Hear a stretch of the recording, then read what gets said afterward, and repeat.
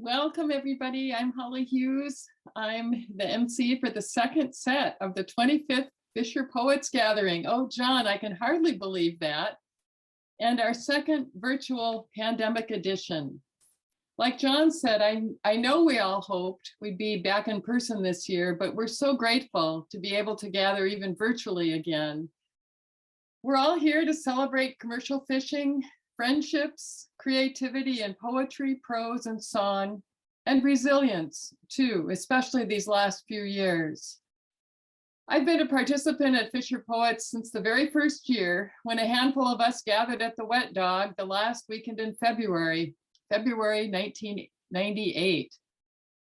It's a testament to the commitment and resiliency of the Fisher Poet Gathering crew that this has continued to happen every year. As you can imagine, trying to round up and herd 100 Fisher Poets isn't for the faint of heart. So let's have a round of applause for Jon, Jay, and the whole crew who has been keeping it going all these years. And the last 2 years especially, we couldn't do it without Amanda, Jamie, and her able Oregon Sea Grant crew working literally behind the screens as our own techno wizard. And I'll be thanking all the sponsors at the end. So we've got a great lineup ahead and we're eager to cast off the lines. I'll call out the name of each reader and where they're from. They'll introduce themselves, tell you a little bit about their connection to fishing, and they'll take it from there. So leading us off is Pat Dixon from Olympia, who fished Cook Inlet and is celebrating the release of his memoir just out this week called Waiting to Deliver. And I'm hoping he'll read from it and tell us a little bit more about it. Please welcome Pat Dixon. Thank you, Holly. The book has been almost 15 years in writing. I've written a lot of the pieces in it, and I have to say Holly was instrumental in helping make this book get into the world. And so I gill knitted on Cook Inlet for 20 years, and this book is, when I look back at it now and read it now, I wonder how I lived through it. So it takes me from being just an incredibly ignorant beginner to somebody who actually could make a career out of being a fisherman. So I'm really happy that it's in the world. And if you want to read an excerpt and possibly order it through an email to me, go to Patrick Dixon, that's Dixon, .net, and look at the right-hand tab has books for sale, and it's the only one on there. So I'm going to keep that part short because I don't want to use up more than my allotted 5 minutes. But I have to say that, George, I really, really, really enjoyed your reading. Veronica and I both listened to it, and it was amazing. And it's no wonder that Mo was in tears. And I think that's what I love about Fisher Poets is somebody asked me, what would you tell someone who was going to watch for the first time? And my comment was, sit down, grab a beer, and listen to everybody, because somebody will blow you away. And George, you're the first one of us, I think, that's done that so far. Not that anybody else was bad, but yours was exceptional. So, and Mo, I have to say, I agree. Though the news in the world is bad, and with that in mind, I picked my first poem, not mine. This poem is by Ilya Kaminsky, who is a Ukrainian American, and I just wanted to take a moment to think about what's happening in the Ukraine. We lived happily during the war, by Ilya Kaminsky. And when they bombed other people's houses, we protested, but not enough. We opposed them, but not enough. I was in my bed, around my bed, America was falling. Invisible house by invisible house by invisible house. I took a chair outside and watched the sun. In the 6th month of a disastrous reign in the house of money, in the street of money, in the city of money, in the country of money, our great country of money. We, forgive us, lived happily during the war. So yeah, do what you can, do what you have to. I want to read the title piece from the book. It's called Waiting to Deliver, and it has a very different feel than what I just read. And this is a celebration of fishing. Waiting to deliver. On the good day, when boats return home, low in the water, holds full, nets wrapped around salmon rolled on the reel after picking half the net and laying it back out while the fish keep eating, then running to the other end and doing it again all day long. No time for breaks, a sandwich, or even water. Your face, beard, and glasses streaked black by gurry, dotted white with scales, back aching, fingers and wrists sore. You find energy reserves, threads of adrenaline buried deep, sustain you until you've made the run home and toss a line to the boat you tie behind, the last of a dozen hanging off the port stern next to a matching group tied to the starboard side of the tender, taking fish anchored in the middle of the river. This day of donkey work, this day of absolution, isn't over, won't be for hours. At the back of the queue, you know you'll be here past dinner, past dark, maybe past dawn. You'll eat a baked potato and a red salmon garnished with lemon, onion, and butter, less than 2 hours from the time you plucked it alive from the sea. You'll wash it down with a cold beer from the cooler, watch the sunset, and think how this is the best, most complete life you can imagine. Salt air cools as shadows lengthen, and the water changes from blue to black. You trade bunk time with your deckhand and fall asleep before your head hits the pillow. The smack of a boat hook on the bow wakes you both as the next boat in line cuts you all loose to go deliver, and those of you still tethered together like a serpent in the glare of arc lights work to move up, fighting the river's flow, pulled and yanked off course by boats fore and aft, bumping throttles forward, neutral, reverse, trying not to ram the one ahead of you, hoping the one behind you does the same. Your deckhand fends off as you swing too close to the vessels sleeping to starboard, until the lead boat tosses a line around the tender's cleat again, and you all slide back in the current like a sigh. Engine after engine goes silent. Lines creak around the cleats as they stretch taut.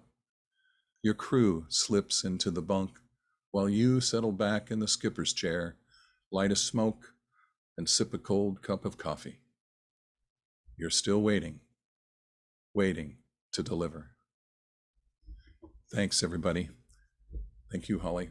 Oh, thank you, Kat. That was so beautiful. Oh, my goodness. Both the Ilya Kaminsky poem. Thank you for sharing that. I've been thinking about that poem too. And wonderful to hear that chapter read in your voice, Pat. I've read it many times on the page recently and really loved hearing you read it. So many beautiful lines in it. Slide back into the current like a sigh was one of my favorites. So thank you. Good. And next up, we have Lou Beaudry from McCall, Idaho, who's going to be sharing some music with us. So please welcome Lou. Hi, y'all.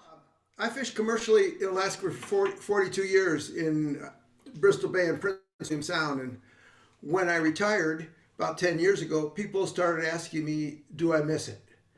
Well, honestly, there's much about commercial fishing that I absolutely do not miss. And I found that my wife is willing to put up with me being around all the time. But, of course I miss it. After so long, it's hard not to. A couple years before retiring, after retiring, I figured, no one else was stepping up to do it, so I wrote my own retirement song. So this is Handing Off the Wheel. Thanks for watching, and hope you all enjoy it.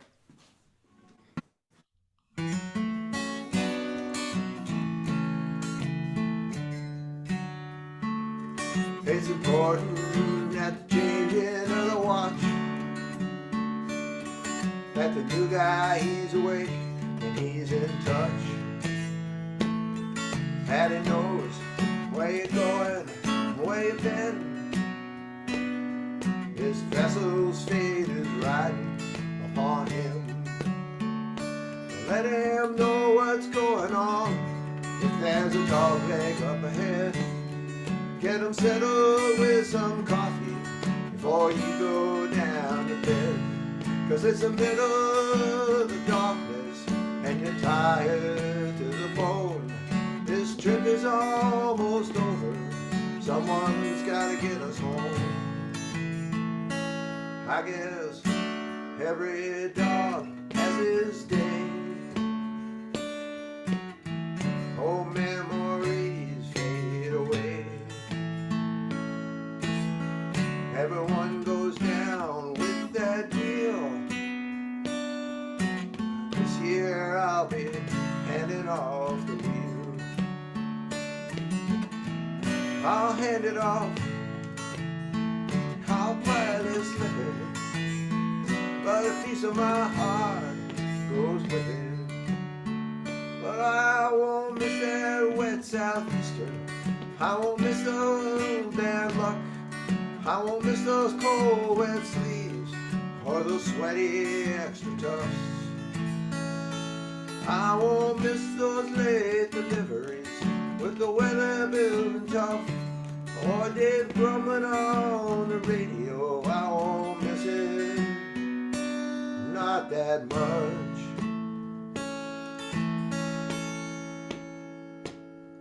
But it's time now for me to step down.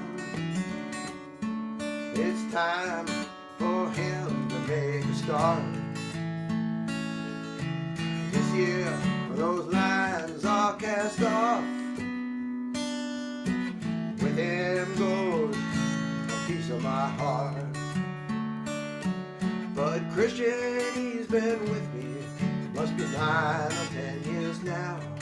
Knows this boat as well as I do, and he knows Prince William Sound. I wish that I could teach him everything I've learned, but this kind of knowledge, it must be earned. I'll hand it off. I'll quietly slip it, but a piece of my heart goes with it. I'll pass it on, no need to rip it, but a piece of my heart goes with it. Oh, I'll miss that morning jumper show with my hands wrapped round a cup and playing music in the top house when we're all rafted up. I'll miss those foggy mornings when the sky sits closer to the earth, and I'll miss that satisfaction tying back up in our berth. Oh, I'll miss those cold, clear nights when the northern lights are lit. Yes, I've been blessed by Lady Luck, and after 40 years of fishing, that's enough.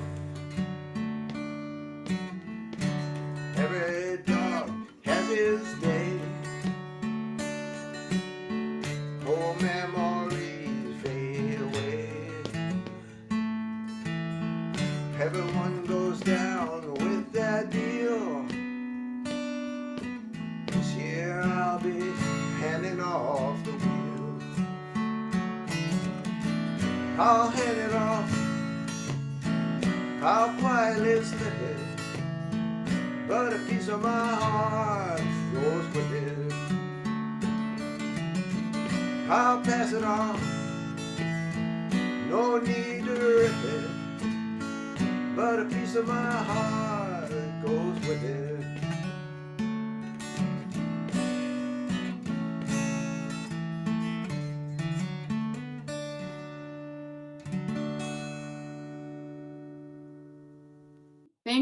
Thank you, Lou. What a beautiful tribute. What a beautiful farewell song. I suspect many of us on this Zoom call can relate to that.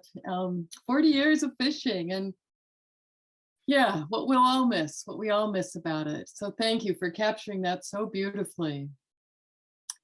Okay, next up is a neighbor of mine, Gary Keister, who lives in Port Hadlock. And I know from listening to many of his stories and poems over the years that he has a rich fishing heritage and a lot to share with us. So please welcome Gary Keister. Good evening. What an emotional time. When it was announced we were going to do this virtually again this year, I thought, what a great escape for a couple nights from the pandemic. And now on the eve of this great event, we're dealing with atrocities in Ukraine that is just hard to imagine in our lifetime. Our hearts go out to all those people. I started fishing when I was 8 years old. I threw my first pair of hip boots on my grandfather's seiner in Anacortes, and that was the start of a love for the sea and the love for salmon. So my first poem is entitled Salmon Seiner. Flood tide pulling strong and hard, nets heavy. Early gold sun shadows glisten off scraggly Sitka cypress. Crew up before dawn, defying bone-chilling glacier winds, blowing through layers of wool and rubber. The icy Black Sea displays no trace of life as crewmen pull ferociously on strained hemp lines, the seiner heaving and groaning. Crew tugs at the web as it rolls over the steely, pyrrhic power block, swinging precariously from atop the boom. A tall, lanky kid balances gracefully on the edge of the turntable, meticulously stacking Spanish corks in perfect symmetrical rows. About 50 fathoms, the sockeye jumps along the cork line as dozens fin in the heart of the seine. Quickly, the emotions build as a silverly salmon emerges, gilled in the web, and another, and another. Tension mounts as the bunt end is dragged aboard. All hands rush to the bulwarks. There are thousands, a silver horde of the finest blood-red sockeye. This poem is written about a highline Native American fisherman out of Hoona in Southeast Alaska, in the icy straits. It's called The Laundry. Wise Joe White stands wide atop the fog and shrouded bridge, his purseine adrift, awaiting the flood tide in Middle Pass. Currents and eddies are fierce in the Laundry, and setting too early, the turbulence and hurly-burlies will drag his precious net under, wrapping and wringing it up like a dish rag. Joe studies the white water as it swirls and churns, hemorrhaging energy as dense, creamy foam clings to the barnacle-laden rocks. When abruptly the foam moves seaward, He grabs the wheel, signals crew, and spins the Jericho about at full throttle, waving a deckman to yank the Canadian release, discharging the 250 fathom seine into the torrid waters. Each crewman prepares for grueling high-speed work, eager to make another set on this perfect tide, expecting to plug their hold with humpies and silver bright dog salmon. And I'll end with a little poem called The Ebb. He visited the rock on the stormy, stony shoreline as long as he could remember. It never appeared to change, yet it did, little by little at each ebb and flood, as harsh seas whittled out the perfect pew for a boy and a granddad. Now he gazes solo, regarding the curling white water, whispering beneath his black hip boots, revealing how the sea had fashioned him, sailing with the man from Puget Sound to the Gulf and out west to the unrelenting Bering Sea. Now, the water flows deliberately away as life ebbs, one particle at a time, evoking life's marvels and the significance of the coarse-grained granite, hosting the finest bits of life that encrusts body and soul. Thank you. Thank you, Gary. That was beautiful. That last one, especially, I love that sense of the generational movement in that. And oh, very touching. Thank you so much. Next up, we have, let's see, we have Jimmy Kasner coming to us from Newport, Oregon. So, and I believe he's got a song for us too. So please welcome Jimmy Kasner. Good evening. I'm real glad to be here. Fished for 25 years, spent 16 years in the Bering Sea on catcher boats, pollock catcher boats. Tonight I'm doing a song about addiction and about enabling and about finding the courage sometimes and the strength to let go. It's a part of our life, and just wanted to share it. So I'll let you go. Made some bad decisions in my life, but I've always tried to do what I thought was right. I've held on to hope long after hope was gone. I've always said I could fix anything except the break of dawn. But I can't fix what's inside of you now. And I can't watch you while you're sinking down. I love you more than you will ever know. But I can't save you from yourself, so I've gotta let you go. I gotta let you go. They say the road to hell is paved with good intentions. My intentions regarding you, they have always been the best. But you and I both know it takes two to tango. And all this time I thought I was helping you, I was just dancing with myself. And I know I can't stop you going down this road you chose. I can't save you by myself, so I've gotta let you go. whoa, I gotta let you go.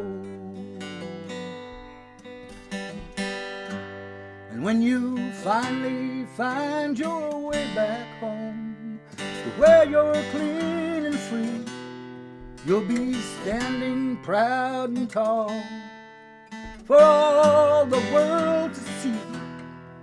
I hope you will remember just how much you mean to me. I will always be your biggest fan, so please come visit me.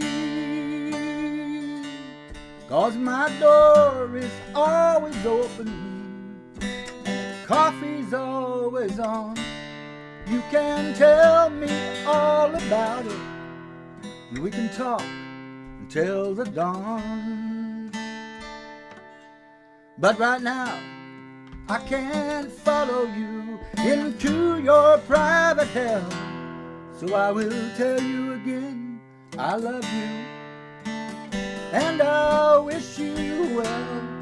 And I'll ask all of heaven's angels who watch over us below to always keep you in their sight, no matter where you go. My holding on's not helping you. This I've come to know. You've got to save yourself, but you can't do that until I let you go. Oh, I let you go. You know you've got to save yourself, but you can't do that until I let you go.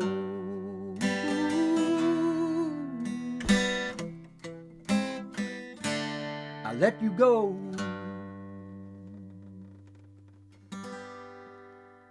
Thank you. Oh, thank you, James, for what a beautiful, heartfelt, powerful song. Oh, you had me in tears, and I suspect many others as well. Thank you for writing so honestly and openly about addiction. Okay, exhaling now. And next up, we have Wilfred Wilson, who hails from Delta, British Columbia. And I'll let him introduce what he's going to be singing or speaking or reading about. Please welcome Wilfred Wilson. Hi there. You don't want to hear me singing, I'll tell you that.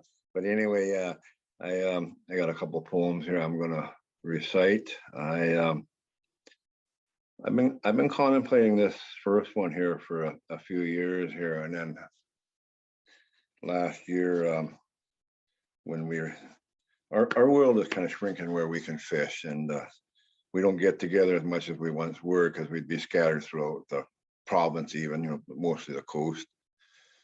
I'm what I call a lifer, fisher, commercial, 60 plus years here now, still active. Yeah, and I learned of another friend passing there last year. So when I was leaving to come home, this poem occurred to me, and I call it The Last Tie-Up. As the world shrinks for most fishers, memories surface of tales told, where the whole coast was open to fish. Men would talk of all the capes they'd fished on the coast in their lifetimes. For each successive generation, the natural world starts to shrink as the global world expands. As efficiency goes up and up, harvest numbers climb in each generation, peaking and then crashing, fished beyond sustainability. Realization, men seen throughout one's entire life, also diminish each year. As we gather in so few places open to fish, boats of friends tied up hundreds and hundreds of times over the decades. As one leaves port sailing home at season end, who will be the ones you will never see again? for we never know or admit this cast off could be the last. Not to have a retirement party, never to get the golden handshake. I do know I have not untied for the last time. I'm sure I'll be tying up a few more 100 times, Creator willing. For you see, I will not accept my last tie up just yet. And, you know, like I realize how fortunate the fishers in the Bay of Alaska are with, you know, record-breaking years and possibly another one coming. But in British Columbia here, we're having some dire problems here, and it's doesn't look like it's going to be ending soon. But quite often, for me, when I come home from a holiday, or in this case here, the last time in Astoria in person, this poem occurred to me, and you know, it's amazing that we have you know, the contributions here from people from throughout the world, and so yeah, I touch upon this, and I'm acknowledging a couple of people here, and it'll get clear here. I call this two at the beginning, or the two J's. There were two at the start, could reach out and indeed touch you. Not to know some whom they were to meet from year to year, but most were known during a run of more than 2 decades. Door always open to those that could speak a word or two. Opportunities for others to meet, greet, and learn a thing or two. As now you see, I can even twirl a lariat. For there are not a lot whom can draw from as far year after year. Who would have guessed two sitting around a gear locker would open our hearts to the world?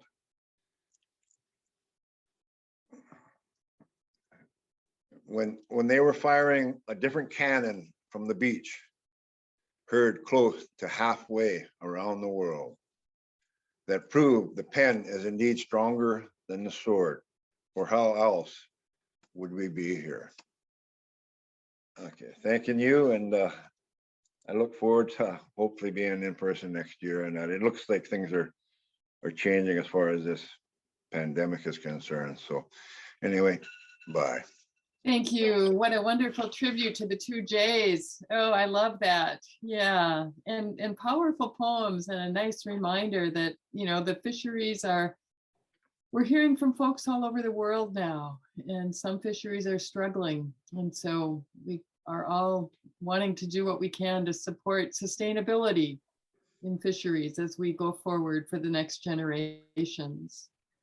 Okay, next up, coming all the way from Hawaii is Rich King, who's been a longtime Fisher poet and always has a wonderful, bright smile for us. Please welcome Rich. Hi, Holly. I'm still sailing in Prince William Sound. There's no end in sight for me. But tonight, I would like to visit a transition that I made in 2007 from gill netting in Cook Inlet to gill netting in Bristol Bay. This poem is called Mayflower, the best looking girl in the leper colony. It happened in April. Can't remember the day that I made the decision to move to the Bay. At the library in Sitka, my finger hit send, not certain of things that might come around the bend. By far the excitement of seasons anew, where visions of big sets most likely come true.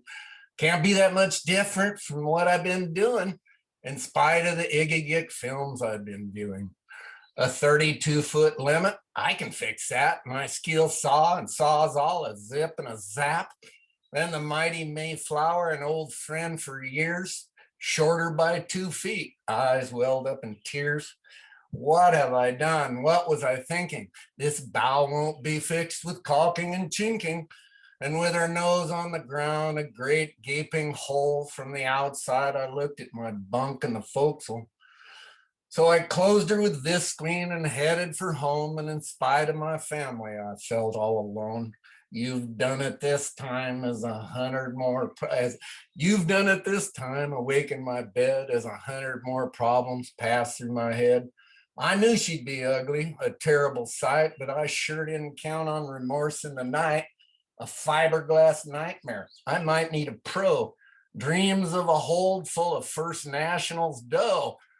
Now the Mayflower's a snub nose. There's plenty around. I just never saw them in the inlet or sound. They were really quite common when I got to the bay. Some half as wide as they're long, you could say. There was dented in gunnels, hanging old worn out tires and windows of plywood held by gray tape and wires, pitted aluminum, never been treated, and fiberglass patches from a boat war defeated. So when a one-eyed tenderman, missing teeth from his grin, took the lines from my deckhand and blew some smoke to the wind, and he says, "I never seen you before. Your boat's looking good." I think I felt better. At least I thought that I should. That night on the hook, I stared at the ceiling. I put it behind me, that terrible feeling that she wasn't the vessel that she used to be, that she might not perform when we get out to sea. Instead, I look inward at what makes her a jewel, how much she carries, her consumption of fuel, her wheelhouse and flush deck that set her apart. She's a hard-working drift boat, and she's got a good heart. Okay, 2 years later, in the noosh. The deckhand was Lou. The season it blew from the southwest with a vengeance from hell. Me and Lou were a dreaming as the seas were a screaming of the girls at the Lahaina Hotel. Cold beans in a lump because my stove heater's pulse pump. Gave it up at the boatyard in spring. Washed down with some coffee. Warmed up to 160 on the block of the Jimmy that morning. So Lou says to me, "You wait and see. I'm going to get rich salmon fishing." Says I with a smile, "Gonna take you a while. For now, for good weather, try wishing. For nothing is finer than those girls from Lahaina when they dance in grass skirts in the moonlight. But if fish we catch not, we will soon be forgot, because it's the money they want in the night."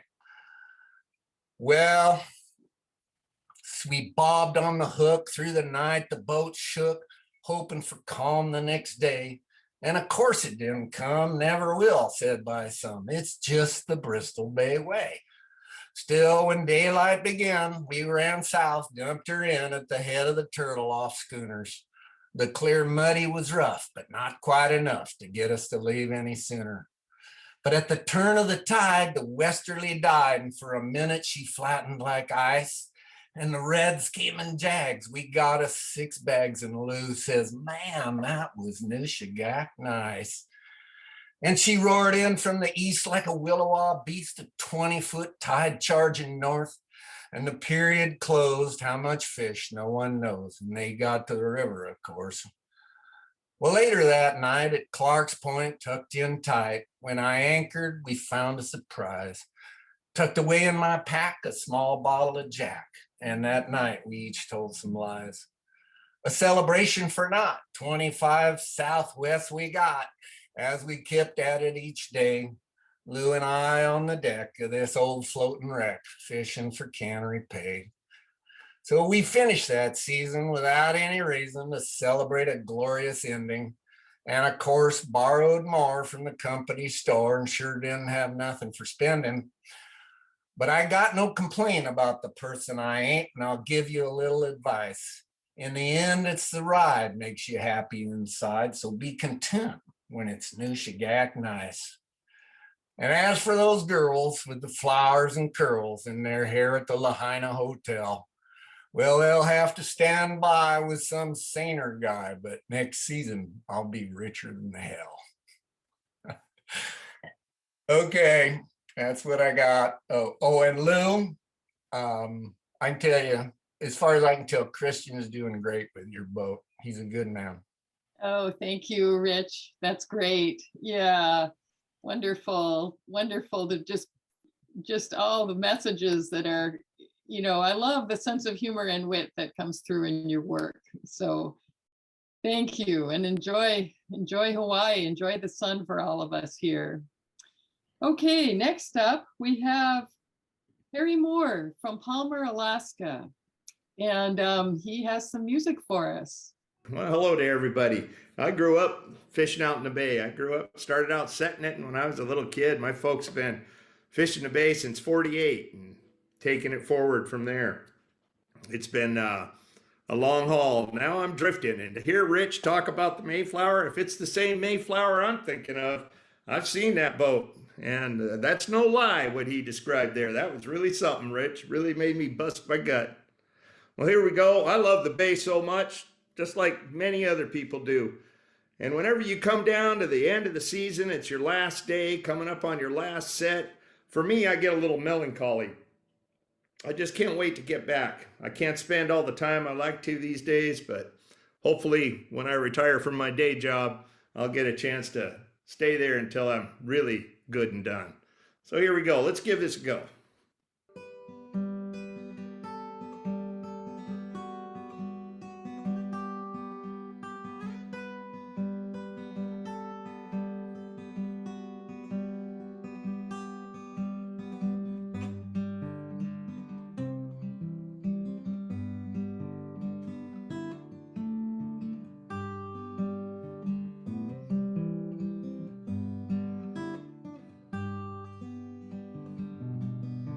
Well, the rain it comes and that rain it goes. Well, I'm not sure which way it goes, but me without you thinking about. Please wait for me. Sun it does rise and them tides they fall. There's so much more now to it all. It's hard to tell night from day when you're rolling on 24 days. So 24 days, them fish be running hard. And 24 days, oh the tide's so tired, now my boots are wet, my gloves are gone. 24 more and I am gone.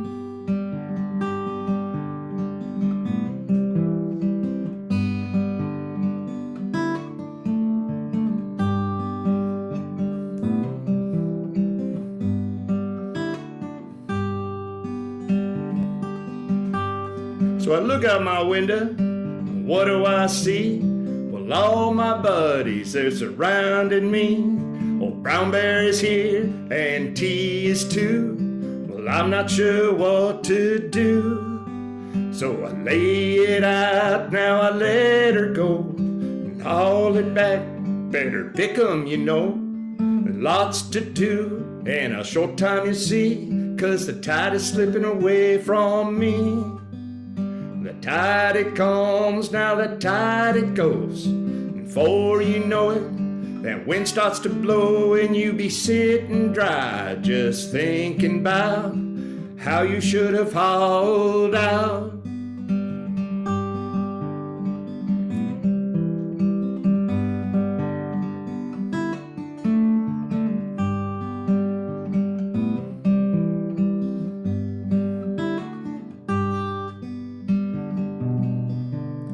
It's time to haul back and head her on in. We'll put her in the strap, so yeah, call you again. Now I'm blocking up, I'm running about. I gotta catch my plane now. I sit in that seat, I peek out that light. I see the tarmac, you know it's rolling out of sight. Well, I'm already thinking all about the next tide that rolls by. See the rain it comes and that rain it goes. Well, I'm not sure which way it goes, but me without you thinking about. Please wait for me.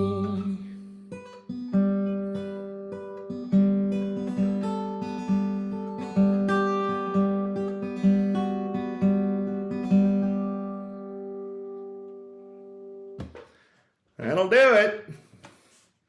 Great fun. Oh, So nice to be here. Thank you so much. And thank you, Harry. What a wonderful piece. Yeah, it just brought the rain back and all that we love about fishing. So thank you for sharing that with us.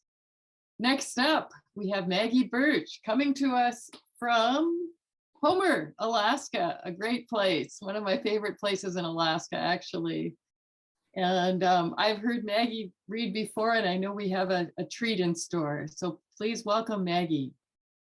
Oh, thank you, Holly. It's so wonderful to be here. I think my first Fisher Poets was 5 years ago, which is crazy to think about now.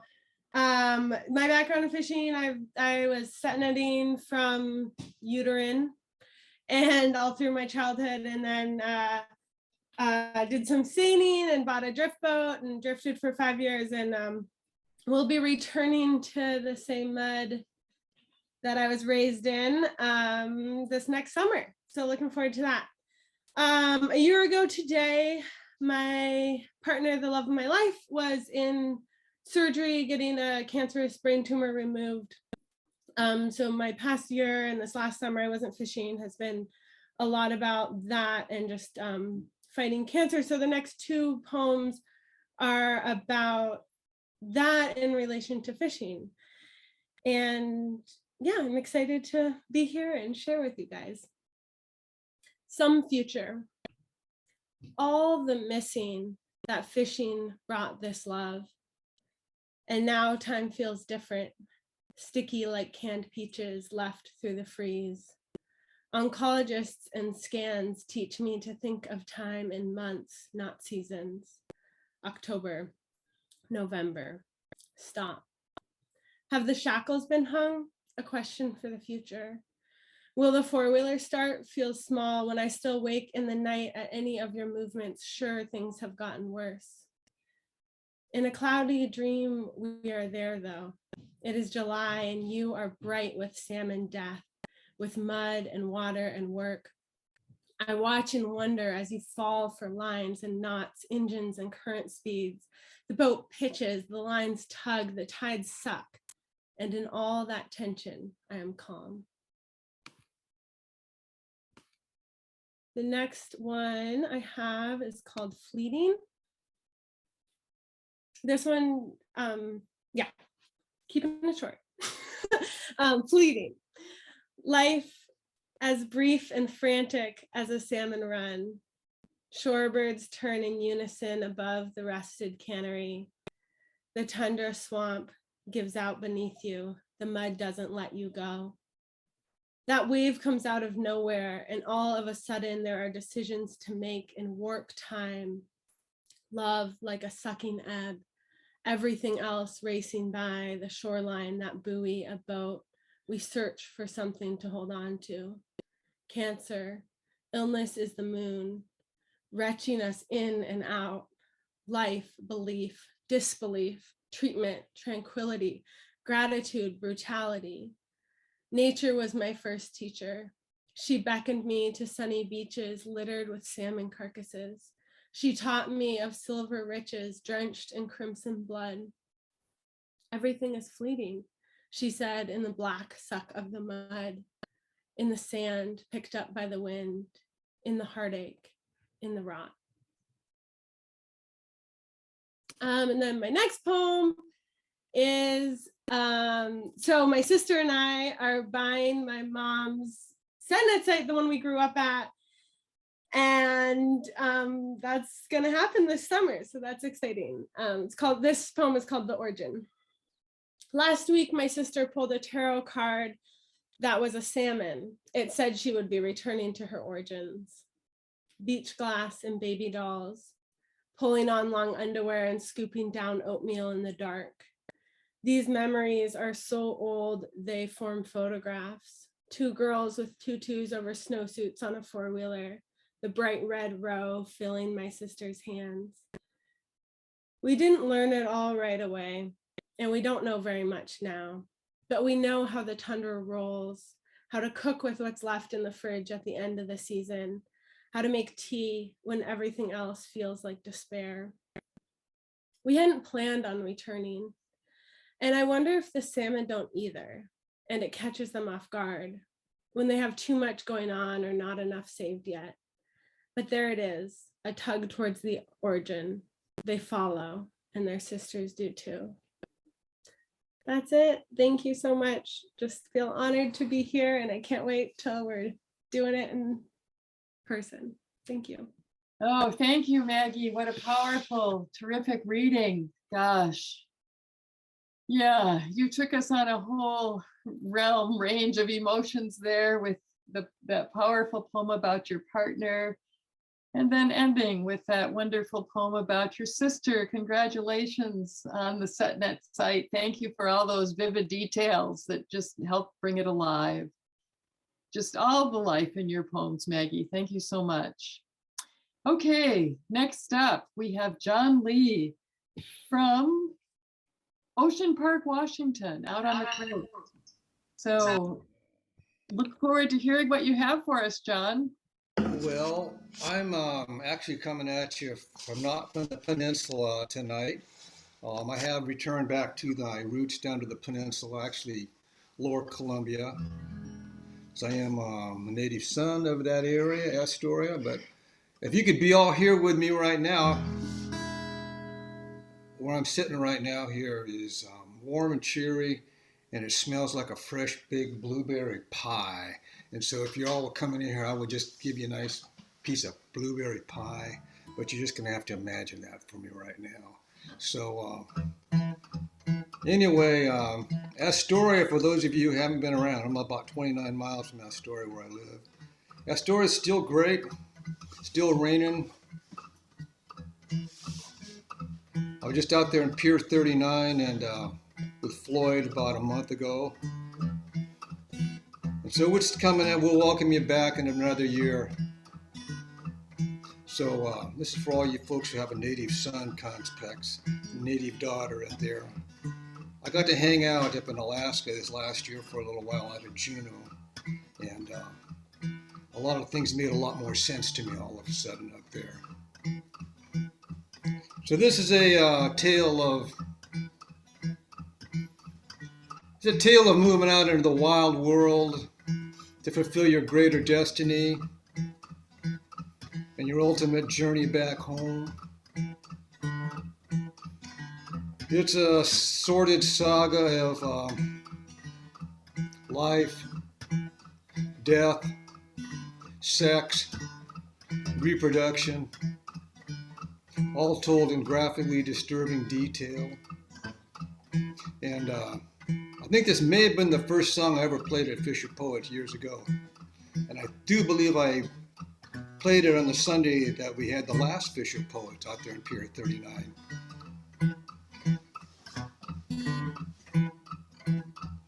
Yeah, rainwater, sweet and cold, fills my gills and stirs my soul, waiting in the bay till the river's running high. 'Cause I'm a native son and I'll come home to die. Well, I left home years ago, head downstream, go with the flow. 1 in 1,000 made it to be fry. 'Cause I'm a native son and I'll come home to die. I alone shall pass unknown, lay my flesh and bone upon the red, and I'll be dead, a native son come home.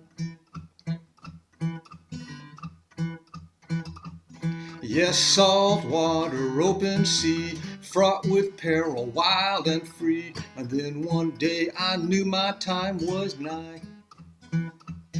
'Cause I'm a native son and I'll come home to die.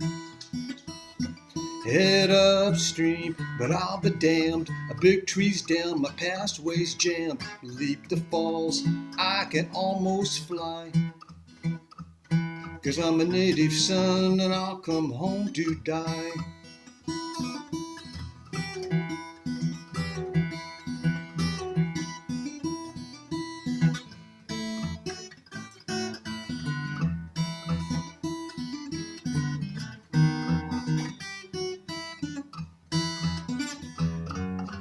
I alone shall pass unknown, lay my flesh and bone Upon the red, I'll be dead, a native son, come home.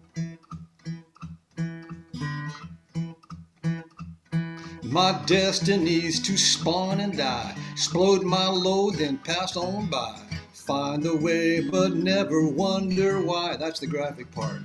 'Cause I'm a native son and I'll come home to die. 10,000 eggs, 10,000 years. How much longer will we be here? Can the run survive? I know we have to try. 'Cause I'm a native son and I'll come home to die.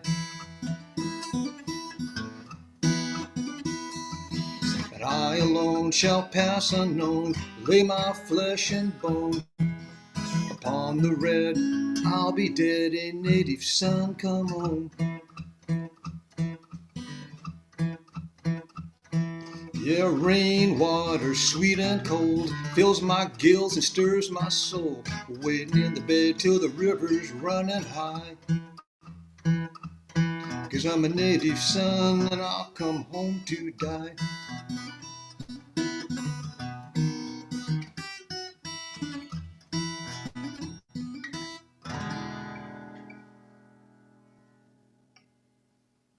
We'll see you all in Astoria next year.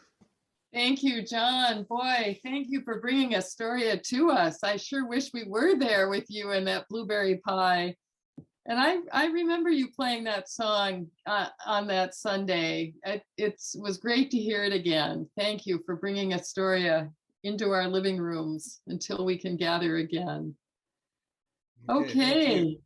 Yeah, next up, we have from further down the coast, all the way from Northern California, Toni Mirosevich from Pacifica, who will be sharing a reading with us from, I believe, her new book. She can tell you more about it.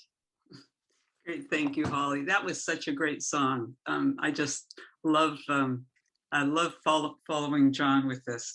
I'm down here in Pacifica, which is down the coast from San Francisco, but I'm from Everett, Washington, and my dad had the boat, the Pursaner, the Western Maid. He used to fish out of Alaska, out of Dutch Harbor, and the boat was in the family for a long time. It finally sank for the last time off of Coos Bay and was dredged up in 2017. So it's had its final voyage, but it was a fabulous boat and a good fishing life. The book, I have a new book coming out. It's called Spell Heaven, and it's the sea, because all these stories are sea driven. And in Pacifica, we have a pier that goes out, and a lot of people crab fish off the pier. And it's a great, great, great place to live. And there's a whole lot of interesting, there's a community of people down here that I've written about that I love dearly. And the piece I'm going to read is the shortest piece in the book. It's about also things that come in from the sea, that come in because, you know, they always come in from the sea and you're always finding things on the shore. And this is called This Once Bright Thing.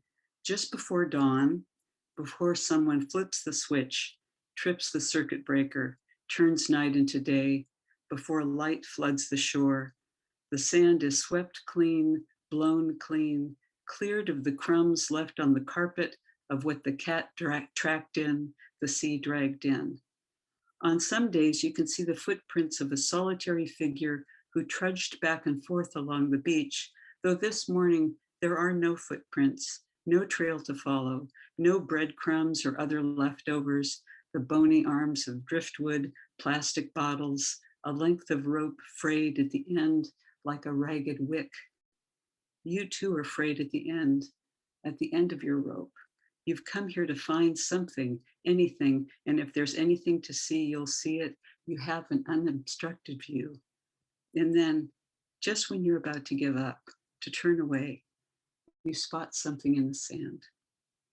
Before you get near, before you take the first step, it's a guessing game. Is it a clear balloon, a discarded jar, a plastic container, a glass float? It looks transparent, something you can see through, a round window, a porthole, which triggers a flash. You were a child, and the neighborhood kid who mowed your grass left a clear glass jug full of gasoline on the back porch, the gas that made the lawnmower go. As the afternoon sun lowered in the sky, its rays glinted off the glass, struck at the right angle, caused a spark, a flame that licked the sides of the jug, carried up the invisible wick, found the porch, the wall of the house, blew through the back door, and came inside. Somewhere across town, fire alarms went off. Somewhere a fireman slid down a pole, and later, after the smoke cleared, a fireman took you up in his fatherly arms, for your own father was far away at sea, in the middle of all that water, of no use out there. Those waves would never make it home and make it to shore in time to put out this flame. As you near the object, you see it's not a jar, a bottle, a float. It's a light bulb in a shape you've never seen, narrow at both ends, round in the middle, as if someone tried to blow up a balloon, lost heart, and then stopped midway. A tinkerer with the right tools could fit a tiny ship inside this bulb, could raise its sails. The ship could sail along that thin silver line of horizon, the filament, a line that looks as delicate as a spider's web. On the outside of the glass are free floaters, hitchhikers, who held on, who came along for the ride, tiny mussels and threads of seaweed and spores. They held on. This object once cast that light onto the water. This fragile thing survived rough seas, was tossed about as we are tossed about. And how do we survive? How did this survive? This fragile glass, this once bright thing that glowed and glowed like memory glows and glows before it is snuffed out, before we forget. Here it is now. Pick it up, hold it in your hands, look inside. Is he still back there, the fireman, still out there, the sea captain, still at the back door, your mother calling you in from play? And what of the boy who cut the grass? Look close. Can you see him now, mowing the grass, trudging back and forth, as the seas go back and forth, as you go back and forth, from the present to the past, to this moment, and through it all the waves continue, the day continues, through it all the morning light continues, bright and curved and sturdy as a flame. Thank you, and thank you, Jon and Holly and Amanda, for inviting me back. I just, it's just been a joy listening to everybody. Thank you. Oh, and thank you, Toni, for that beautiful piece. Oh, I just love the interweaving of memory and close observation and so many rich details, and the wonderful image at the end of the waves and the flame, just really beautiful. So thank you for sharing that with us. Next up, we have Will Hornyak from Portland, a storyteller extraordinaire who always is spellbinding. So please welcome Will. Thank you. Well, that's what my publicity says anyways. We'll see, right? Hey, everybody, it's great to be here in Zoom land with you all. Hey, one name I wanted to mention is our friend Clem Stark, who he's alive and well. He's probably out there with his chainsaw cutting up some oak right now, but he lives just beyond the realm of Zoom land, so he has not been able to be here for the past couple of years. But we love Clem. I miss him. I know he's one of the girders of this FisherPoets Gathering, and thanks to all for making it happen again. I hadn't planned on telling a story, but it just seemed like the right story to tell right now. I learned it from Michael Mead, a great storyteller, but it's of White Mountain Apache origin. They say in a long, long, long ago time, a time that was so long ago, people could still listen and animals could still speak. It was in that time that there lived a woman in a deep cave up in the White Mountains, and her name was Weaver Woman. And even in the ancient time, she was ancient. And Weaver Woman was a brilliant artist, and she used porcupine quills and threads, and she would weave this beautiful weaving inside of the cave. And they say without Weaver Woman weaving, there would be no roots shoots, flowers, fruits. There would be nothing greening, no trees upon the earth. And weaver woman at times, you know how it is, she had to put down the weaving because she had other things to do. And she would walk, and she was very old. You know, they say in the creases of her face, in her folds of age, however, there was always youth in her too. And she would come to this big cauldron because she was always cooking up a stew, and she would add herbs to it and different things. And they say without weaver woman making the stew, there would be no nourishment upon the earth. And the beautiful mystery of that cauldron that she made was that whoever came to it was always fed. And they say that her stew, it would slake the thirst, it would satisfy the deepest hunger that people had. And yet it was always, always full. But when she walked from her weaving to the cauldron, there was a big black dog just outside of the cave. You know, we all have one of those nearby. And they always know when the time is right. And this dog would steal right into Weaver Woman's cave, and wouldn't he pull apart some of the weaving that she had made, some of the beautiful threads and such. And she would turn and come back and shoo the dog away. She'd sit down and she would curse the dog for a while. But then wouldn't she begin to weave life back into life again, rethread all that needed to be repaired and rewoven. And some would say it was even more beautiful after she repaired that weaving. And the White Mountain Apaches, so it said, they said all praise to Weaver Woman, but some praise to the black dog as well. So I don't know, it's just a story, but as Barry Lopez, a great storyteller, once said, sometimes a story can help us reimagine our own lives. So all praise to the White Mountain Apache for that story. I think that, to me, one of the reasons that it's important to get together is I love this community of people. And to me, that's one of the ways that we reweave the fabric, the torn fabric of the world together, is by making art, being together, and recognizing one another, honoring one another, keeping the fabric of community strong. I loved Maggie's comment about returning to the mud from which she came, or something like that. And I was a Nushagak mud brother for a while, and I wanted to read this little poem, which is called Why I Did It. I was on a setnet camp on the Nushagak and the Ugashik rivers long ago. And this is a poem called Why I Did It. Why I did it. For the money, of course, to make rent, buy groceries, to take a trip somewhere someday. And I did it for the midnight sun, for endless winds, for surging tides that would outrun me on the wide Nushagak River mudflats, tides that sucked hip boots from my feet, tides that always tried to claim me, to make me a part of it. But I did it for the tundra, where bears browsed frost-sculpted land, where they ambled over the bones of woolly mammoths buried eons below. I did it to know a weariness in my bones that I'd never known, to know the nature and the depth of my weakness and my strength in arm and heart and brain.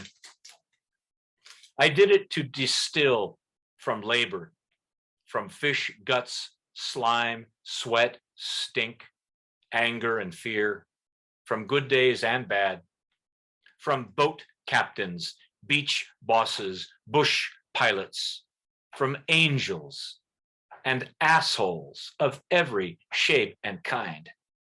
A liquor to sustain, intoxicate, and inspire me over time. I did it just to say the words Egigik, Ekok, Kwijak, Nak, Nek, Nushagak, Togiak, Ugashik, U-pick, bow picker, purse seiner, cork line, lead line, drift net, set net, mug up. And I did it for the mark it made, invisible, indelible in me, for the briny blessing of salmon, salt, and sea. I did it to know the endless shape of respect, regard, and friendship forged through work, weather, tide, and toil. And I would do it all over again, just for that ramshackle catawampus bathhouse, perched on the edge of the tundra bravely, the crew inside, tired beyond measure, sweating, dousing ourselves with hot water, and emerging then reborn from our little womb of plywood and tar paper, steam and laughter rising from us, stepping fresh, alive into our beloved wide, wild expanse of earth and sea and sky. Why I did it. Thanks so much, everybody, and thanks to all those who labored so hard to bring us all together at this time. And I sure look forward to seeing y'all in our beloved Astoria again. Thanks so much. Oh boy, thank you, Will. What a beautiful reminder of, I love the metaphor, the fabric of community. That's why we're here. And what a beautiful story you relayed to us, the Apache story.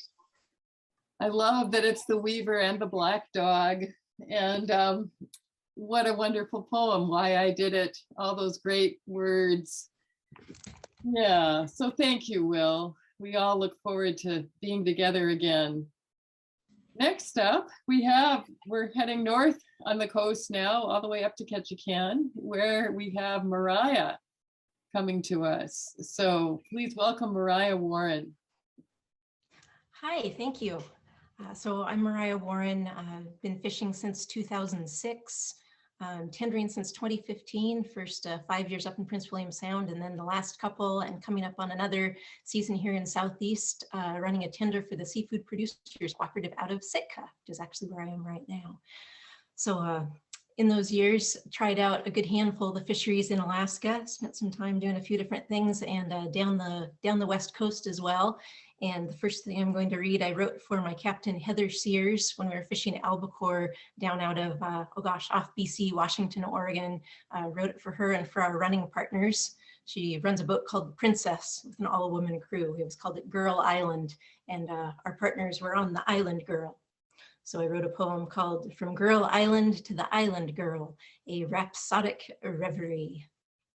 So Heather turned the wheel west. She smiled with a sigh. I won't lie, the guy has me impressed.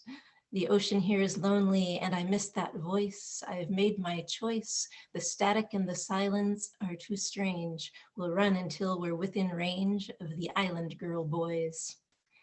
Down below the blowing seafoam, you can hear a fearful noise and a tuna tune, all in the tone a supplicant employs. We're more than merely nervous. They aim to cook and serve us, freeze and thaw, and then hors d'oeuvre us. And we know that they deserve us, but Poseidon, please preserve us from those vicious and bloodthirsty killer Island Girl boys. No attributing this to our siren wiles or any wishes we may have to learn your hot spots or get lucky with the fishes, but we fawn upon your prowess so and envy your cool poise. Ambassadors to Tuna Town, we know you merely say, renounce the briny deep for the briny hold, come join the fold. And the fish don't have a choice. They must obey the Island Girl boys. No others could equate. You are the true masters of bait. You debonair and dashing, gaff hook wielding and throat slashing, dangerous yet rather cuddly, artsy craftsy and quite studly, connoisseurs of the sea's fine Piscean joys, you Island Girl boys. And next is just a short piece I wanted to read for my dear friends Glenn and Christine Bernacki, who I believe are watching in Bellingham tonight. I worked with them in the commercial dive fisheries, and I just wrote a little poem for them when they got married a couple of years later called Love Me Tender. When Glenn and Christine set to sea, intrepid and in love, he was her dauntless diver darling, she his tender topside dove. And through the vagaries of life afloat with storms and dirty socks and only grumpy muffled roars from Glenn's communication box, through the wind and sleet and blinding hail, it could not be denied. Through all we do, she always knew her place was on Glenn's side. She came to comprehend our friend, each aspect of his charm, and yet, despite the means and motive, she never did him harm. Today we see the revelry, our dearest groom and bride, and celebrate one knot, at least, most elegantly tied. A blessing to the plucky pair, and here's how it goes. May he always mind the comms, and may she never kink his hose. So that was for Glenn and Christine. I love you guys. Last thing I wrote for this evening and for the running partners. I've been attending Fisher Poets and performing since 2014. Last year, the first digital edition, I wasn't able to attend. I'd been for some weeks helping take care of my grandmother, who was getting ready to take her final journey. And as Fisher Poets weekend approached, I kind of saw where things were going and begged off, which ended up being the right choice. She took her final trip the Friday that I was slated to perform, but I missed all you guys last year, and I've missed you since the 2020 Fisher Poets. And so this poem is for the running partners and for all of you. It's wonderful to see your sweet faces.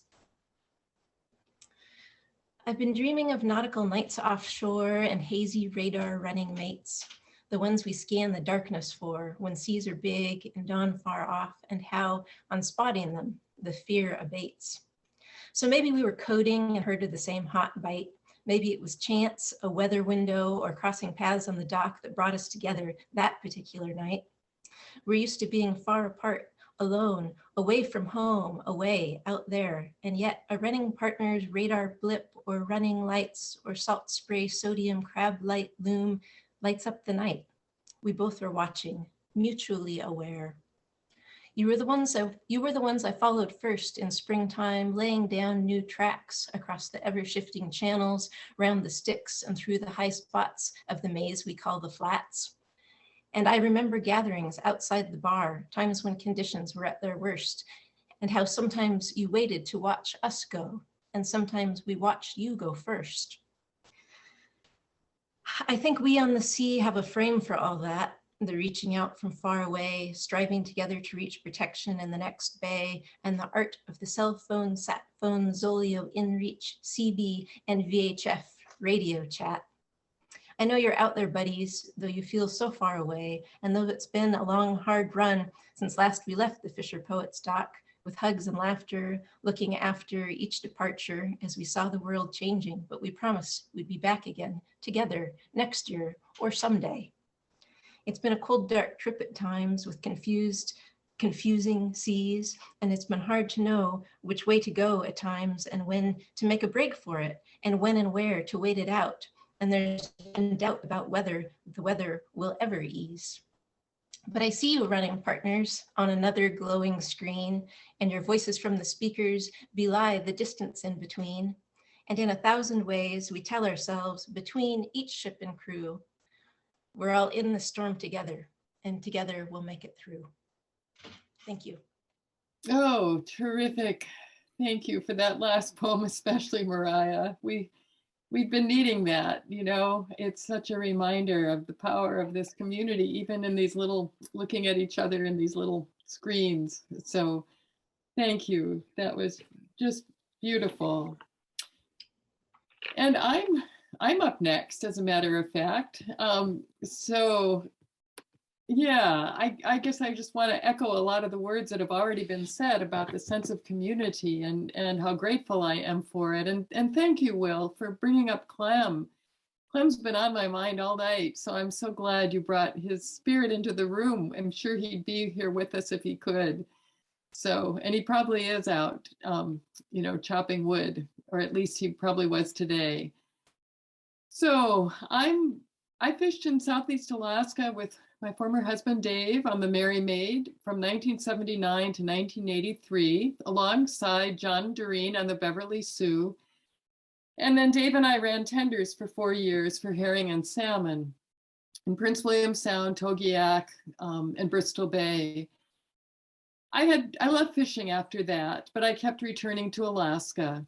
And all those years tendering earned me enough sea time for a 500-ton mate license. So over the past 2 decades, I've skippered a 65-foot schooner called Crusader, Worked as a maid on research vessels and most recently taught writing on kayak and meditation trips in Southeast Alaska.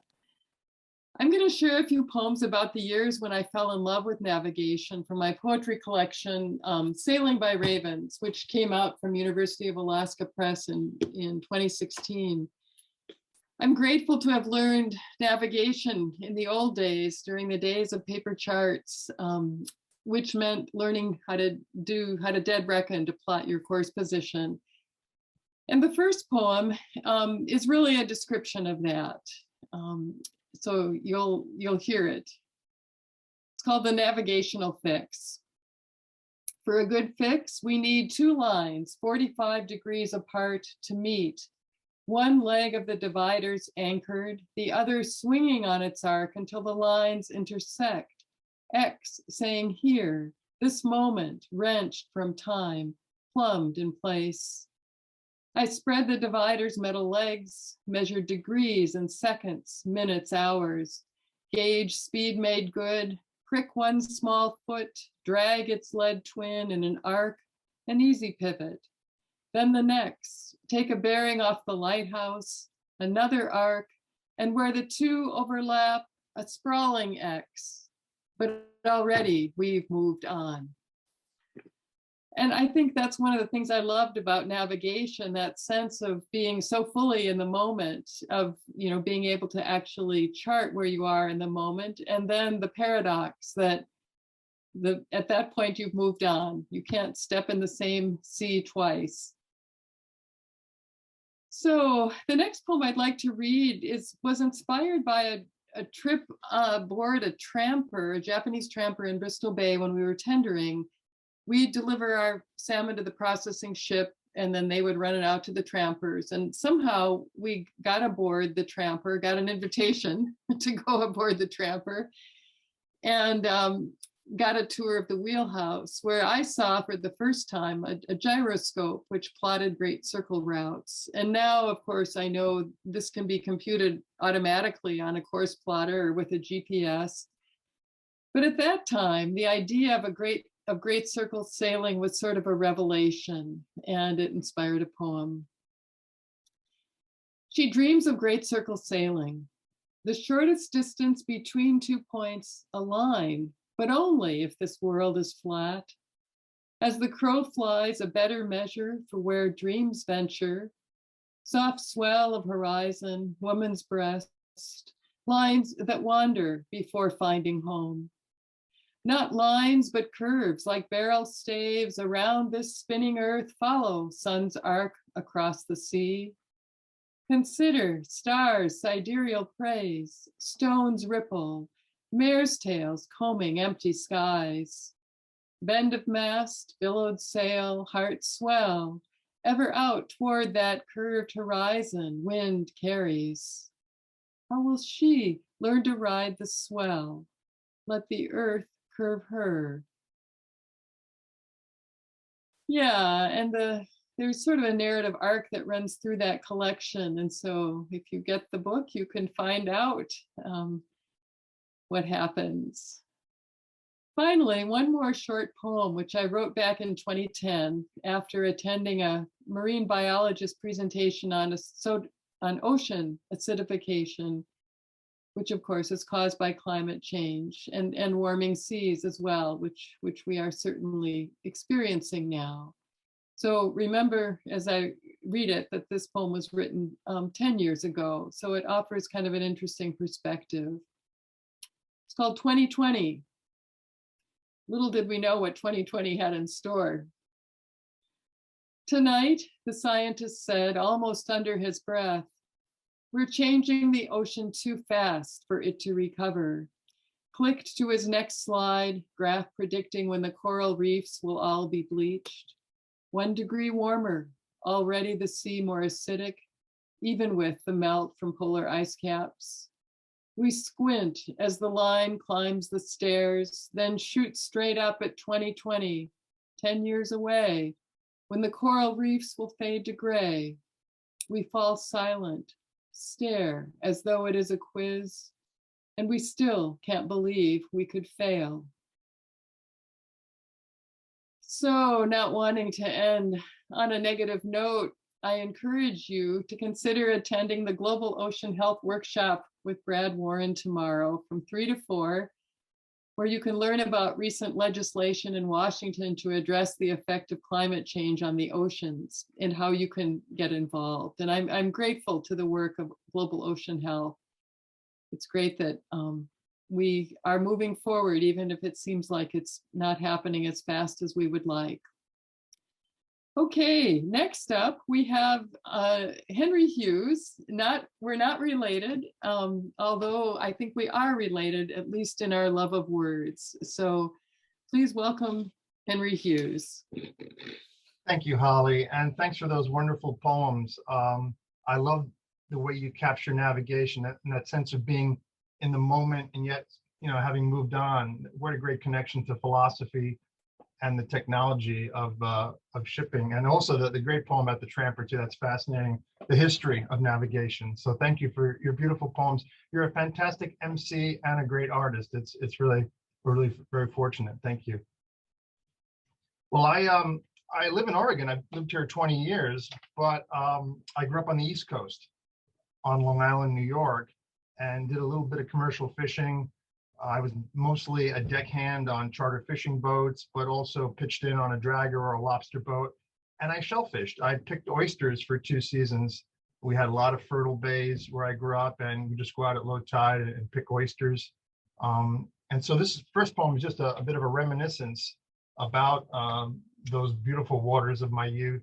And there's a body of water mentioned here, Conscience Bay. What a great name, right? Conscience Bay. So if we know that region on the North Shore of Long Island, that would be kind of between Port Jefferson, that was my hometown, and Stony Brook. There's a big university there. So this is Oyster Blues. When I see oystermen bending slowly at low tide, I think of my own labored summers, backache, sunburn, biting flies, pulling oysters from dark, tight mud and from the sides of steep flats between the mussels and cordgrass. Kneeling in the warm mire, I felt simpler.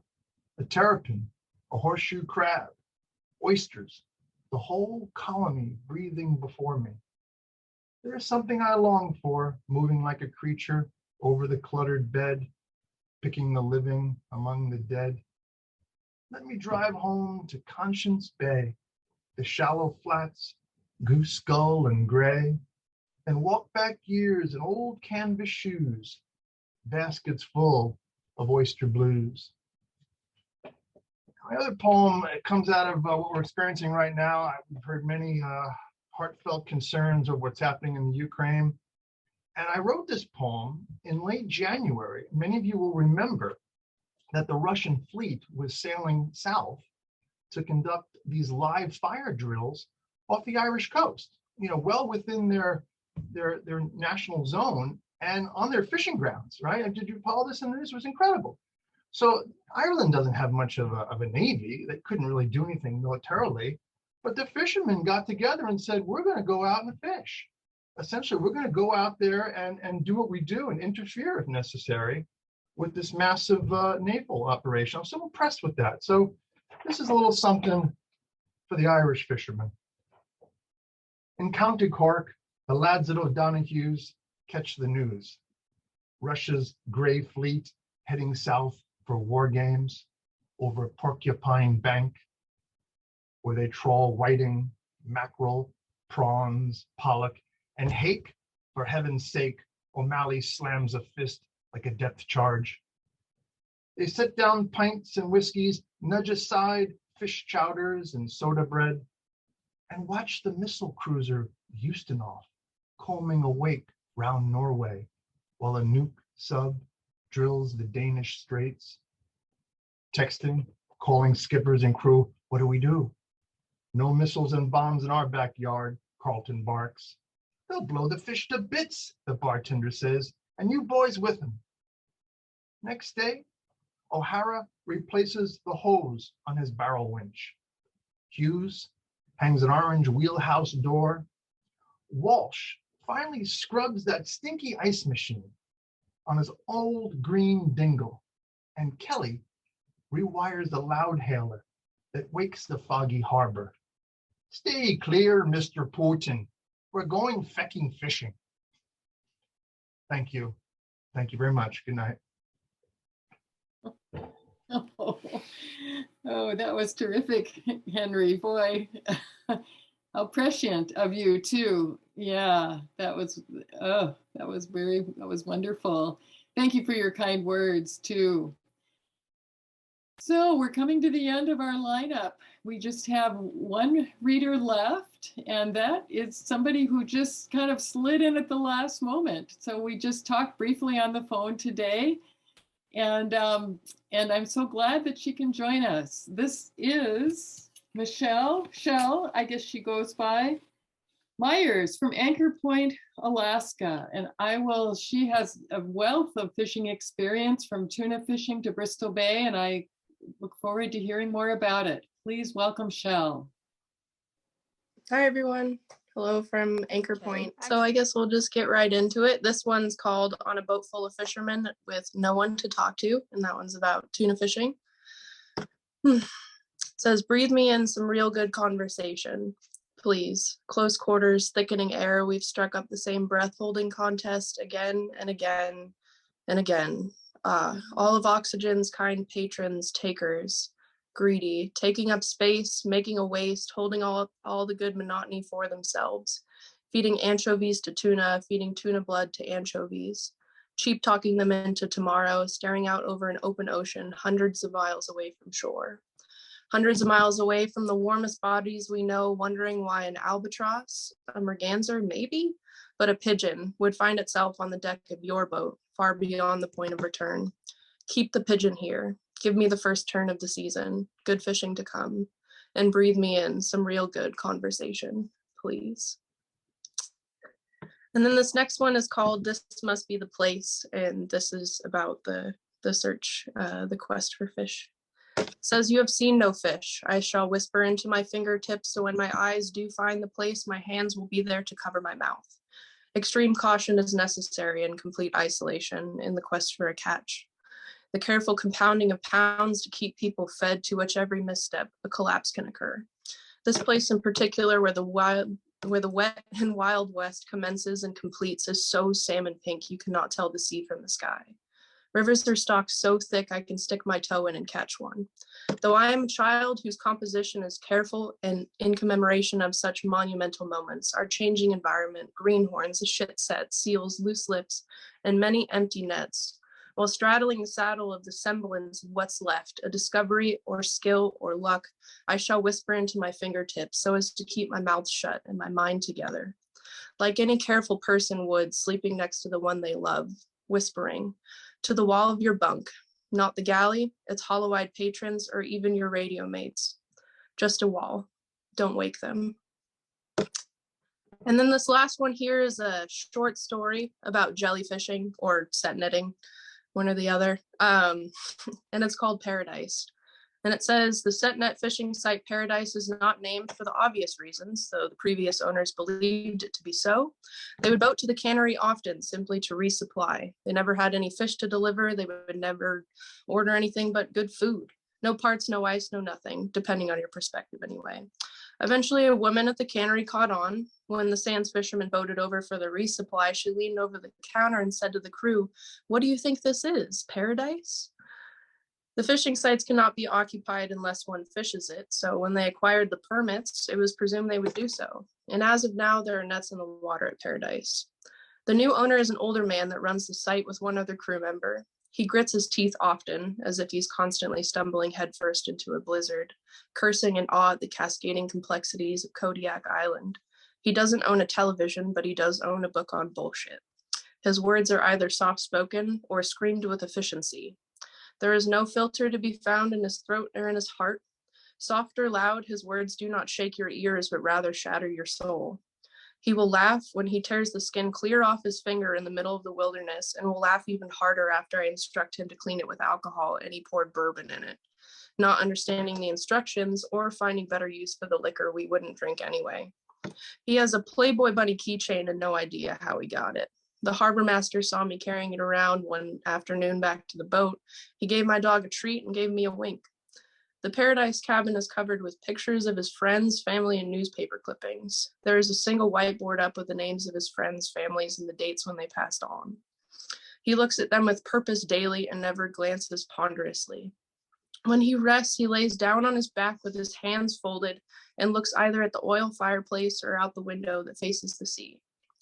He only rests when a job is good and done or for a meal, but only if the job is short-lived enough to allow it.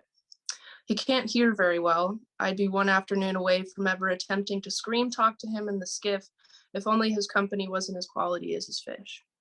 He has a wooden block he keeps on the center of the table that he refers to as the monolith, and a blue mermaid in the windowsill. He gives us young bucks chili every night and a run for our money. During our last day at Paradise and the first bit of downtime since leaving, we put our feet up in irony. And this last one is a real short one that's called Americanisms, just as my short note on the current state of affairs in a fun, lighthearted sort of way. It says, living with the sickness of the American heart is like swimming through a sea of glass. And any seafarer worth their weight in salt that's ever been to Fort Bragg will tell you that all the glass on the beach is only just trash. Thank you all for listening. And thank you especially to Jon and Holly for giving me a chance to read here. I'm shaking like a chihuahua, but I'm having the best time mostly listening to everyone and your incredible stories. I could not be more grateful to be here and participate. Well, so glad you could join us, Shal. That was just so lucky that you could slip in at the last minute, and what amazing stories you have. And I know this won't be the last time we hear you. We look forward to meeting you in person in Astoria. We hope next year, and trust that you'll be back. Thank you again for stepping up, even if you were shaking in your boots. So that's where it all starts. Yeah, good. Good. And I'm going to wrap up now. I want to start out by thanking our sponsors. First, thanks to everybody in the audience. I can't see you, but I know that there are quite a few of you out there, which is exciting. So thank you. We hope you'll be back tomorrow, and we'll tell your friends too. We also want to thank our sponsors, Oregon Sea Grant, KMUN and the Tillicum Foundation, the Oregon Community Foundation's Patricia Friedland Fund, the Cannon Beach Arts Association, and through it, the Cannon Beach Tourism and Art Fund, Carol Brill and Douglas Booth, and the Alfred Landwehr and Tom and Vicki, I'm sorry, let me start over again, the Alfred Landwehr family, and Tom and Vicki Stringfellow for their support. And I just want to say again, thank you to Mick Hasson, who, as Jon mentioned, ran the sound for Fisher Poets for over a decade as it grew with, multiplying venues every year. And that the story goes that even after he moved to Florida, he'd fly back, round up his crew, and make it all work again. So we miss him, and we're grateful for all that he gave to Fisher Poets. Finally, just a quick reminder to check out the workshops tomorrow on the FPG webpage. You can sign up for a memoir workshop with Pat Dixon, whom you heard read tonight. You can cut the slack out of your lines with John Broderick, or you could write about objects as history and talisman with Laura Messersmith-Clavin, who you'll hear tomorrow. You can learn about the history of Japanese fish prints with Duncan Berry, or learn storytelling techniques from Will Hornyak, who you also heard tonight. And these are just a few of the great offerings. Be sure to check them all out on the Fisher Poets website, which is just fisherpoets.org. So I know we're in Zoom land right now, but just a thanks to all the performers tonight. I want them to be able to hear your applause. And thanks to everybody who's joined us from wherever you are across the country, up and down the West Coast, primarily. We hope you'll all be back here tomorrow night for more poems, music, stories, and some good old welcome fishing camaraderie. I personally have found this night very healing, especially in the midst of a really challenging week in terms of news. So thank you for reweaving the fabric of community, as Will said so eloquently. So please tell your friends about this, and we will see you all tomorrow night. And with that, I'm going to turn the wheel back over to Jon and give him the last word. This is like the old days. You pick me up, Jon. Pick me up. Yeah. Oh, son of a gun. I've got Steve Schoonmaker and Clark Whitney on the phone, and we can't figure out why we can't get, they're next online. Who knows why we can't get them on, darn it. So unless Amanda and Jamie can work a miracle the next seconds, we'll have to squeeze them in someplace or another. Darn it. Yeah, that's how fishing sometimes is. Okay, well, tell them thanks for trying, but yeah, next year for sure, maybe. Next year for sure, maybe. Oh man, I see Amanda's note says, oh dang, well we just, Steve, Clark, sorry. Well, let's see what we can do maybe tomorrow. I'm just sorry to hear that. I'm sorry. Yeah, Jamie just wrote squeeze them in tomorrow if we can. So let's hope we can do that. Yeah, I guess Clark may not be able to make it. Steve might be able to get there. It's too bad. I'm sorry, you guys. But that's FisherPoets Gathering. So thanks, Holly, for a seamless job tonight. I could take some lessons in manners from you. So I enjoyed myself. See, Jay's dropped by a year ago. We weren't doing this, and now we're taking some risks. And it's just I enjoyed this evening so much, and I don't think I'm alone. It's so great to see you guys, and even we know there are folks who couldn't make it tonight. Schoonmaker and oh, I hear Clark. Hey. Yes. I'm here. This is how we do this stuff. We're gonna scoot these guys in at the last moment, and I'm so happy with that. Hey, Clark, have at it, baby. We almost missed the set. We almost missed the opener. Hey, Steve's up first. All right. See you. Thanks for seeing it. Wow, how about that? Okay. Little intro. This next summer will be my 40th season fishing. 13 years on stage at Astoria, but 2 years on the contraption now. I'm hoping we get back next year, of course. You know, I thought about what to do tonight, and I'm gonna do a poem I've done before. It kind of speaks to this whole arc, in my view, of since I started with FisherPoets on the 10th anniversary. You know, it's a romantic lifestyle that we live, this fishing thing, and it's a poetic lifestyle. And I can see where it leads to, you know, writers and poets and songwriters, you know. It's a poetic living, you know. And when I first came in, I had a few poems. Second or third year, I wrote this poem. And it's called Reflecting the Sun. And really, you know, for me, when I live a poetic life, it's the things in the moment, the moments that really shine, you know, these things that stand out when you're in your memory over time, you know. Since I started, you know, like if you sing, you start learning how to hear, you know, if you paint, you kind of learn how to see. And when you do the poetry, you kind of learn how to see poetry in your life. It's everywhere. And sometimes I got to stop myself from being so caught up in trying to catch everything, to write about everything, because the fact that we live such a poetic life, and we know it, and when you start, you know, visualizing these things and feeling it along the way, it really is a beautiful thing. And I think it's wonderful that this whole gathering has brought people together for that same reason, the romance and the poetry of it, you know, and our personal expression. So I'll start with the poem here. You know, it's really about being in the moment, reflecting the sun.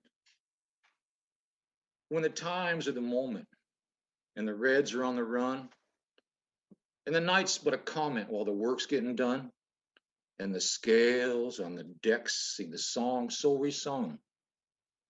The moon rises the tide lines, reflecting the sun.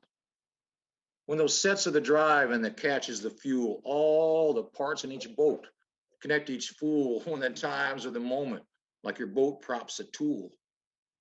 Like the fish you don't catch can turn into your school. If the zeros upon checks reflect work getting done, salmon hang from your gill net, reflecting in the sun. Yeah, in the blur of a slaughter, through the change of the tides, through the wandering thoughts as the grinding resides, cold, worn, and tired, and weak in the mind. Oh, that warm moment somewhere on our bed that's real nice. And the shine of her hair with the roll of her dice, and the soft of her neck with some loving begun by the glint of an earring, reflecting the sun. From the times of the moment, yeah, and the daydream succumbed to the clank of that snap when the set is all done. Well, it's reality now, man. Better set back or run, because nobody knows till the fat lady's sung. Go out and guess yourself, burn the fuel and have fun, because life's like the day breeze, reflecting the sun. Because, you know, life's like the summer when it's all said and done, or the end of a set, or a red salmon run, whether effort and catch ever catch up to some, or the predators lack to relinquish the hunt with the smell of the diesel and the damp of the bunk, when the sea and the sky know all the planks of the sunk, yes, and those derelicts left with their memories done, the flukes of their props stopped, reflecting the sun. Like a stage of great plays, you know, that our bodies become, reflecting a lifetime of work getting done, all the loves and the loans, like the arc of the sun. All those boats and those nets and the harbor talk done, like the scales on the decks, sing the song soul resung. When the times of the moment, but then it's left to the young to work those wet boat decks out there reflecting the sun.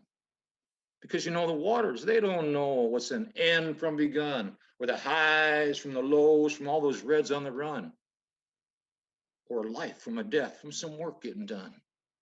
Because, you know, it's all just returning. It's returning like the rivers, which are reflecting the sun. You know, it's not so much the dying we need to be concerned about, I think. It's the not living. And I'm so grateful for the poetic life that I'm able to live and to share with you people. And we can juice each other up on all this creativity about this wonderful thing we have.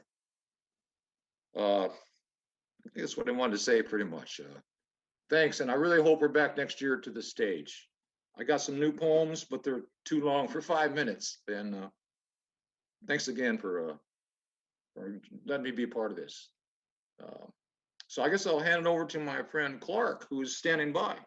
All right, I made it. I don't know what went wrong, but I'm glad to be here. I'm so grateful to be part of this. It's a wonderful thing. And I just want to start off by saying that I started fishing in 1979 in Bristol Bay. My father bought a boat and a drift gill net permit, and I was just instantly enchanted by the whole process. And this is a song I wrote about that time. It's called I Want to Be a Fisherman, or The Deckhand's Dream. Oh, I want to be a fisherman. I won't wear a business suit. Oh, I'd rather wear a hoodie and a pair of rubber boots. Rather stand upon a rolling deck and look out at my net than to hang out in an office where from some chair I'd set. Oh, and you won't see me worshiping in a building built by men. I'll be praying on the water where you know it all began. 'Cause I've yet to see a man-made thing that can begin to match the mountains and the waters and the fish we like to catch. Throw the boot, hooey, let her go, let her go. Throw the boot, hooey, let her go. Throw the boot, hooey, let her go, let her go. Throw the boot, hooey, let her go. So I'll ship out on a Bristol boat and we'll go out on the sea. with an honest crew and skipper, and we'll know that we are free. I will work real hard all season and every season till I can make enough to buy a sturdy boat, and I'll be a fisherman. And when we pull into the cannery, I will see that cannery girl at the bar, and when the music plays, I'll be sure to make her twirl. When the music it stops playing and we're watching the sunset, I will tell her of my future plan, making money with my net. Oh, that's when I'll sing my little song, and I hope that she'll agree to join me on my sturdy boat and to live upon the sea. Throw the boot, buoy, let her go, let her go. Throw the boot, buoy, let her go. Throw the boot, buoy, let her go, let her go. Throw the boot, buoy, let her go. Thank you so much for letting me perform again this year, and I can't wait to get back to Astoria and perform live. Thank you. Oh man, are we glad to see you guys. Thanks for hanging with us. That's how it goes. What a wonderful group of folks. Thanks for the voices, young and old, polished and less so. We love it all. It's the real deal, folks. Thanks for making that appearance there, Clark and Steve. Yeah, just pardon us for whatever didn't go quite right. Hey, tomorrow there are really terrific opportunities to hear Pat, to hear Laura read from memoirs and offer some encouragement for your own writing. Hornyak has got some a workshop on performances. I'm going to do a little deal about editing and sharpening up your writing a little bit. Brad Warren is going to give us some encouragement and some direction about ocean global health. There's good news about local watersheds, improving the salmon environment. And of course, late in the afternoon, about 4 o'clock, a number of us can get together and read some Campbell stuff together. And then a whole evening of Fisher Poets again tomorrow night. You know, as much as we all long to get back together in Astoria, and we hope we will next year, the one wonderful thing about this virtual deal is that we're able to see everybody, which we just can't do when we're crowded into 7 venues across two, 3 nights over there. So it's been a wonderful thing to see everybody, and or as many as can. Some we're missing here tonight as well. Anyway, thanks for a wonderful evening. I wanted to say one thing about this book here, which is an anthology. It's just come out this year, and I can see we've already missed a lot of great poets, but you're going to find 40 or 50 of them in here, and art from about 15 or more visual artists. Cannon Beach Arts Association made this happen this year, and we've got a new anthology. Jan's My Life. You might recognize it as a line from Katrina Porteous's poem, Kathy. But have a look at that when you get a moment. Put it in your pocket and take some Fisher poetry with you. I can see we're going to have to get another anthology dialed in, because there's a lot of poems that I've heard tonight I'd like to have copies of myself. So what a great set this was tonight. I'm really just moved. It went sideways, it went up, it went down. I mean, this is what it's about, really. You know, it's just such a range, older, younger, and everybody in between. But if you like this, tune in tomorrow. This was only half of what is yet to come. So we're still just looking forward to a whole lot more tomorrow. All right. Good night. See you tomorrow.